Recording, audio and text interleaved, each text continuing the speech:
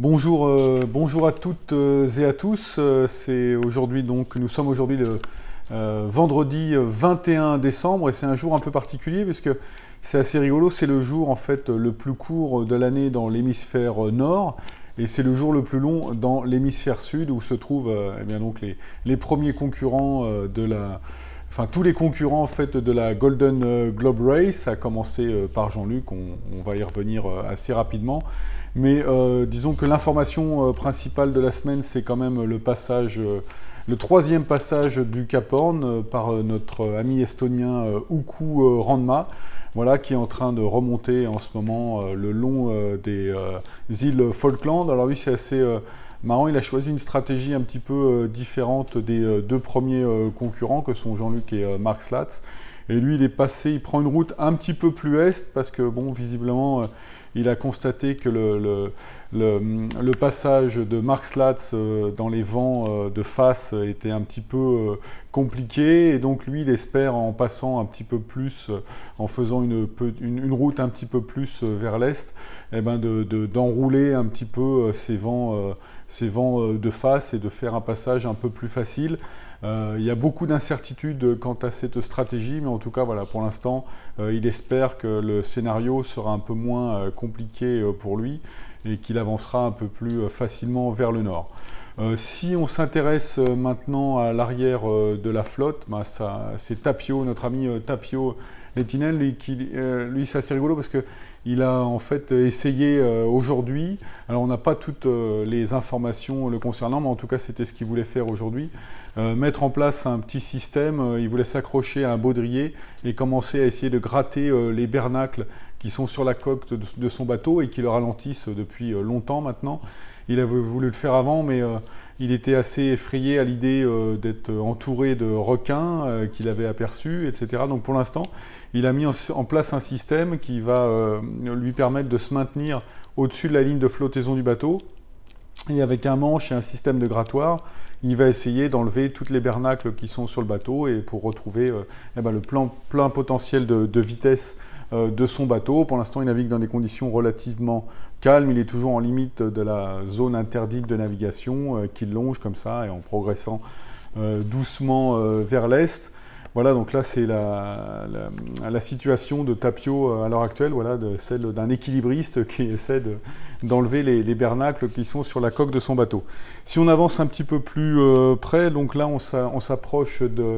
en fait, Istvan Kopar, lui, il était menacé il n'y a pas si longtemps par vraiment un gros mauvais temps qui s'est finalement avéré être un peu moins dangereux que prévu. Et là, il va se trouver dans des conditions relativement musclées, a priori jusqu'au Cap Horn, où il espérait arriver à Noël, mais bon, il a revu un petit peu son temps de passage qui se situera plutôt au niveau du premier de l'an. Et d'ici là, il va être dans une mer relativement formée, quand même, avec des creux de 4 à 5 mètres, et puis dans des vents qui oscilleront entre 35 et 45 nœuds, donc un temps typique du Grand Sud, un temps, je serais tenté de dire, relativement normal sous ces latitudes.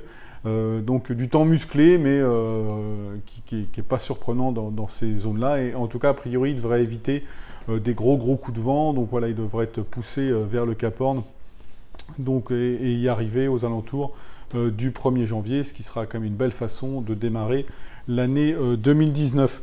Notre ami, pour revenir un petit peu en arrière, notre ami Igor Zaretski, lui, il est arrivé donc en Russie. Vous savez que pour l'instant, il a fait un arrêt à Albany, donc dans le sud-ouest de l'Australie, et donc il a effectué des petits tests médicaux qui ont nécessité des vérifications qu'il est en train de faire en ce moment. Donc si opération il doit y avoir, il faut savoir que notre ami Igor sera obligé après cette opération de repasser donc les examens médicaux qui avaient été donc imposés à tous les concurrents avant le départ. Et il sera difficile pour lui de partir après la mi-janvier, donc d'Albany, puisqu'il faudrait qu'il passe le Cap Horn pas après la mi-mars, et que le temps de référence qui a été donc enregistré pour notre ami russe Igor Zaretski, c'est le temps de référence de Istvan Kopar, Et donc, voilà, on estime qu'il mettra à peu près 2 mois pour rejoindre le Cap Horn. Donc, il sera encouragé à le faire par l'organisation tant que eh ben voilà, il partira pas après la fin janvier, parce qu'après on lui déconseillera forcément. Il faut savoir qu'en classe Chichester, il n'y a pas de limite de temps, donc après il sera plutôt obligé de repartir du côté du mois de novembre, donc de l'année prochaine, voilà, pour des raisons de sécurité, parce qu'après le temps devient vraiment trop potentiellement dangereux, déjà qu'à ces périodes de l'année c'est déjà compliqué, donc si en plus il navigue dans ces coins-là dans des périodes hivernales, là ça devient vraiment très risqué. Donc voilà pour ce petit point-là. Au courant de mât, on en a parlé, maintenant on va s'intéresser évidemment aux 2 premiers de la course. Il faut savoir que notre ami Jean-Luc Vandened est là au niveau de la pointe de Récif et il était un petit peu coincé comme ça entre cette pointe et des vents qui le poussaient un petit peu comme ça vers l'ouest. Il avait peur de ne pas pouvoir passer la pointe de Récif, donc dans le nord du Brésil, sans être obligé de faire un virement qui aurait été vraiment destructeur par rapport donc à l'avance qu'il a encore sur Mark Slatz. Mais a priori, il ne va pas être obligé de le faire. Il est toujours sur un angle assez serré, mais le vent est en train de tourner à son avantage, ce qui lui permet de petit à petit d'incurver sa route et puis de passer donc cette pointe-là de Récif sans être obligé de faire un virement. Voilà, donc ça sera quand même une très bonne nouvelle pour lui. Il a toujours environ 800 000 d'avance sur Mark Slatz et il espère bien profiter donc du vent stable qui l'attend pour augmenter cette allure, sachant que lui, Mark Slatz, il est dans des vents de face qui vont augmenter en plus. Alors ce qui est intéressant avec Mark Slatz, c'est qu'il navigue quand même à une moyenne aux alentours des 6 nœuds, ce qui est vraiment une très belle vitesse quand on navigue au près, sur les bateaux de la Golden Globe Race, et donc on le soupçonne de tirer fort sur son bateau, toujours dans la perspective de rattraper Jean-Luc, qui c'est son objectif principal. Maintenant, voilà, il a que ça à faire jusqu'à l'arrivée, essayer de prendre la première place, sachant que Jean-Luc, lui, est un petit peu handicapé par son avarie de mât. Donc on sent qu'il pousse très fort. Voilà, on craint des fois un petit peu ici qu'il pousse un peu trop fort, sachant que le bateau a quand même subi déjà du gros mauvais temps et a quasiment un tour du monde dans le mât et dans la coque. Donc on surveille ça de près, mais en tout cas, voilà, ce qu'on peut dire, c'est que Mark Slatz, il est vraiment au taquet et ça se voit donc sur les relevés de vitesse et, par rapport donc à l'angle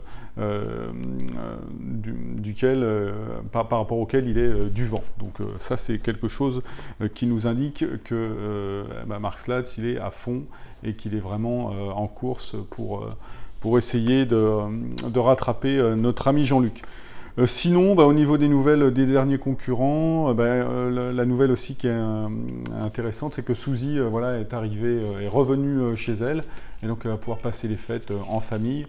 Alors ce sera sûrement pas une consolation, comment dire, c'est pas ce qui va lui faire oublier qu'elle aurait bien aimé terminer son tour du monde à la voile, et surtout qu'elle était quand même très bien partie et elle pouvait même espérer finir sur le podium, mais en tout cas, voilà, elle va finir l'année entourée des siens, et ce sera forcément quelque chose de très plaisant pour elle, et on la salue ici, toute l'équipe de la Golden Globe Race, et on lui souhaite malgré tout de belles fêtes de fin d'année. Donc voilà un petit peu pour le point météo, le point de la course. Maintenant on va s'intéresser aux questions. Donc on a Jacques Salingarde qui pose la première question. Bonjour cher Christophe, bonjour cher Jacques. Peut-on connaître les réserves de carburant des 2 protagonistes? Alors moi je ne les connais pas personnellement. Il faut savoir qu'ils sont tous partis avec grosso modo 160 litres de carburant. Je me souviens que Jean-Luc, lui, est arrivé au moteur quand il est arrivé au bar, donc il en a consommé un petit peu à ce moment-là, mais je n'ai pas d'autres informations. Lui, Mark Slatz, n'en a pas utilisé lors de son arrivée à Hobart, ou simplement sur la fin pour récupérer la bouée de mouillage. Donc a priori, c'est pas là qu'il en a utilisé le plus. C'est juste ça permet de faire un petit rappel sur la course. Il faut savoir que les bateaux donc, partent avec ce volume de carburant et qui peuvent l'utiliser à leur guise. Hein. Ça peut être dans les zones de vent faible ou bref, à tous les moments où ils en ont besoin. Il n'y a pas de restriction par rapport à ça. L'hélice n'est pas plombée. Simplement, voilà, quand ils en ont plus, ils en ont plus. Par rapport à la nourriture, au niveau de la nourriture, a priori, on n'a pas noté de soucis particuliers. Et les réserves d'eau, les réserves d'eau, a priori, lui, Jean-Luc, il lui en restait plein. Marc, c'était OK aussi.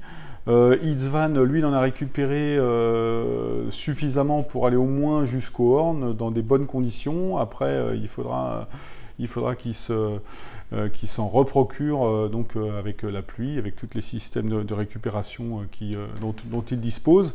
Et sinon, Tapio, lui, il avait des grosses réserves d'eau aussi, donc a priori, il n'est pas embêté. Et Oukou, lui, c'est pareil. Le seul questionnement qu'on a à son sujet, c'est au niveau de la nourriture. A priori, Oukou, il est parti avec assez peu de nourriture et c'était peut-être une façon de démarrer un petit régime. Enfin, en tout cas, on a des petites interrogations par rapport à ça. Ensuite, Jacques Salingarde continue en demandant... il pense que donc Mark Slatz a l'avantage du fait qu'il n'est pas d'enrouleur de voile d'avant. Et pourtant, Jean-Luc, visiblement, continue à maintenir son avance. Ce qu'on peut dire, c'est que c'est essentiellement comme une histoire de météo. A priori, Jean-Luc sera nécessairement un petit peu moins rapide en remontant au vent, puisqu'il ne peut utiliser en termes de pourcentage son gréement qu'à 80% de ses capacités, donc à cette allure-là. Donc ce qu'on peut dire, c'est que pour l'instant, l'écart il se maintient du fait que l'angle du vent est meilleur pour Jean-Luc. Et voilà, on verra comment ça évolue par la suite. Mais pour l'instant, on va dire techniquement, Jean-Luc est censé être légèrement moins rapide aux allures de près. Et ce qui lui permet de rester devant, c'est la meilleure configuration météorologique. Voilà, Jean Castex, bonjour Christophe, que s'est-il passé avec Oukou cet après-midi? Le 20-12, son bateau est-il arrêté? Était en temps sans verse, avait-il un problème? Donc, visiblement, effectivement, il y a eu au niveau du tracker, le tracker indiquait 0 nœud. Donc on a vérifié auprès des gens qui s'occupent de traquer les bateaux et a priori il n'y a pas eu d'avarie technique, c'est juste que Oukou à ce moment-là, pendant 4 heures, a dû être stoppé ou dans une configuration qui a fait qu'il n'a pas avancé. Et donc maintenant il est reparti, où il est aux alentours des 3 nœuds, donc il n'y a pas de souci de tracker. Effectivement c'était un petit peu surprenant, moi ça m'a surpris aussi, mais visiblement c'était pas une difficulté technique, c'était lié à la trajectoire de Oukou Randma. Voilà, et une dernière question, une nouvelle question de Jean Castex. Comment Mark Slatz a envoyé une photo où il pose en photo avec un poisson qu'il a attrapé. Il faut savoir que ce sont des photos d'archives, parce qu'évidemment les concurrents de la Golden Globe Race ne disposent d'aucun système pour envoyer des photos. Donc toutes les photos que vous pouvez voir sur les sites, sur les différentes pages Facebook des concurrents, etc., sont des photos qui soit ont été récupérées éventuellement à Lanzarote et qui ont été diffusées un petit peu, et maintenant à Hobart, mais sinon il n'y a aucun moyen d'envoyer des photos à partir des bateaux, comme ça se fait traditionnellement maintenant sur les autres courses qui utilisent plus de moyens technologiques pour réaliser ce genre de choses. C'est pas du tout le cas dans la Golden Globe Race, donc c'est juste pour clarifier éventuellement une interrogation à ce sujet-là. Aucun concurrent n'envoie des images à partir du bateau. Les images nous sont données manuellement lors du drop point à Lanzarote et lors du drop point à Hobart, le plus récent. Voilà, donc pour répondre à cette question-là. Et dernière question de Jean-Michel Bernard. Est-ce que Jean-Luc a encore un peu de vin pour finir son tour du monde? Alors on sait que Jean-Luc, c'est quand même le champion de la préparation. Je crois qu'il avait préparé son bateau pour avoir au minimum 220 jours de nourriture et de liquide, hein, parmi lesquels du vin évidemment. Donc je n'ai pas d'informations là-dessus, mais je lui fais tout à fait confiance par rapport à ça pour avoir régulé sa consommation de façon à ne pas manquer sur la fin, sachant qu'en plus, voilà, avec les fêtes, il va sans doute taper un petit peu dans la cave. Voilà, je n'ai pas d'informations précises par rapport à ça, mais je fais confiance à Jean-Luc pour s'être organisé, pour ne pas manquer. Donc voilà pour ce petit point du 21 décembre 2018. Vous voyez, donc on attend maintenant les concurrents, les premiers concurrents aux alentours de la fin janvier. C'est assez fou de se dire que eh bien, même après 173 jours de course, eh bien, on a l'impression que c'est finalement un tour du monde. Ça reste quand même relativement rapide. C'est surprenant de dire ça, mais moi ça me donne cette impression-là, peut-être parce qu'on a la tête dans le guidon depuis le départ de la course. Mais en tout cas, voilà, je vous souhaite à tous de belles fêtes de fin d'année. Ayez une pensée pour nos concurrents qui sont encore en mer, hein, et pour qui voilà, la route est encore longue. Et écoutez, je vous donne rendez-vous, alors pas en 2019 encore, parce qu'on aura un petit live d'ici là, mais en tout cas, je vous donne rendez-vous maintenant après Noël pour le prochain question-réponse. Merci à tous, ciao!